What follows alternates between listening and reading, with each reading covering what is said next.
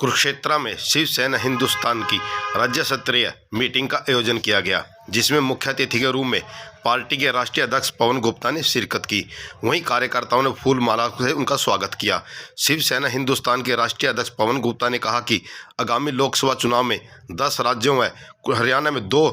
सीटों पर लोकसभा चुनाव लड़ेंगे। हिंदुस्तान एवं हिंदुस्तान शक्ति सेना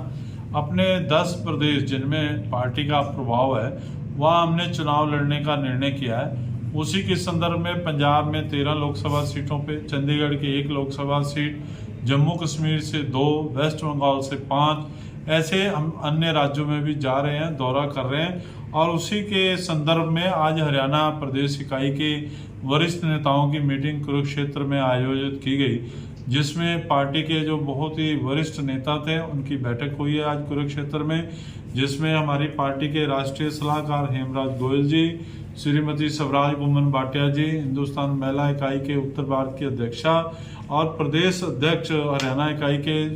श्री जगीर मोर जी और हमारे नव नियुक्त प्रदेश सदस्य अखिल कुमार जी और हमारे पेवा के नगर अध्यक्ष संदीप गोयल जी, उपाध्यक्ष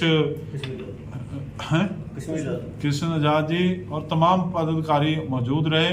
इसमें फैसला किया गया कि हरियाणा लोकसभा सीट के चुनाव भी जहां जहां पार्टी का प्रभाव होगा वहां लड़ा जाए। मुख्य तौर पे जो जानकारी हमें प्राप्त हुई है अपने पदाधिकारियों से, लगभग 2 सीटों पे पार्टी अपने प्रत्याशी उतार सकती है। आने वाले 3-4 दिनों में जगीर मोर जी सभी साथियों के साथ विचार विमर्श करके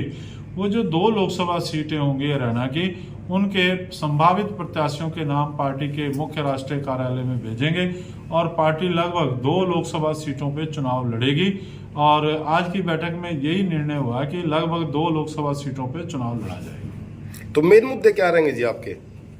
ये सारे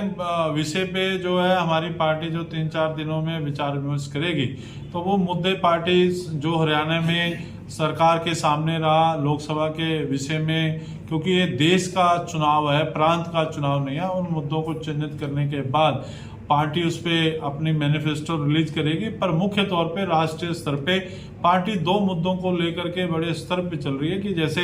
हमें पूरे हिंदुस्तान के अंदर हमारे जो ऐतिहासिक प्राचीन मंदिर है वो सरकार के कब्जे में है और उसके लिए एक हम मांग करें अखिल भारतीय हिंदू मंदिर प्रबंधक एक्ट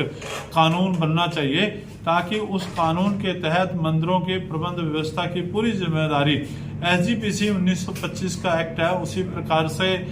जो है ये कानून बनाकर मंदिरों की व्यवस्था, प्रबंध की व्यवस्था हिंदू समाज को मिले। दूसरा, हम चाहते हैं कि जो इसमें इंटरव्यू, नौकरी देने के लिए इंटरव्यू की प्रक्रिया होती है जिसमें सिफारिश चलती है, हम चाहते हैं कि वो जो सर्टिफिकेट है, आपने जो एजुकेशन लिया, जो सर्टिफिकेट है उसके मेरिट पे ही नौकरी मिलनी चाहिए। उसमें इंटरव्यूज की कोई भी जरूरत नहीं होनी चाहिए, क्योंकि इंटरव्यू के नाम पे नौजवानों को यूनिवर्सिटी विश्वविद्यालय से निकलने पर बेरोजगारी का सामना करना पड़ता है। तो ये 2 प्रमुख मुद्दे हैं जो उस पर होगा। बाकी पार्टी की जो कमेटी है जो मैनिफेस्टो तैयार कर रही है उसके ऊपर चिंतन करके पार्टी उन सब मुद्दों को विस्तृत रूप से जनता जनार्दन के सामने रखे। तो अभी आपने 2 सीटों की बात की है, तो हरियाणा में कौन सी 2 सीटें हैं जिसपे आप चुनाव लड़ेंगे? अभी